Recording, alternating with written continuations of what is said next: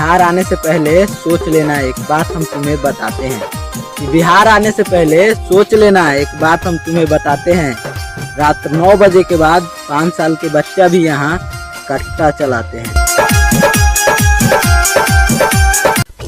गले में गमछा मूंछों पे ताव रखते हैं, गले में गमछा मूंछों पे ताव रखते हैं। और ये यूपी बिहार के लड़के हैं बेटा, लहजा नरम मगर हाथों में हथियार रखते हैं। मैं देश हमारा उत्तर प्रदेश, हमारे आगे न चल किसी की भी पेश पावे यार खड़े तुम मैटर बड़े है, बच्चे बच्चे पे लागे सकेस बड़े। नहीं खून खराबा हो नहीं मर्डर, कि नहीं खून खराबा हो नहीं मर्डर। यूपी बिहार और झारखंड तीनों मिल जाए हमार भाई, काहे कि फिर से कइल जाए भोजपुरिया स्टाइल में पूरा दुनिया में गदर।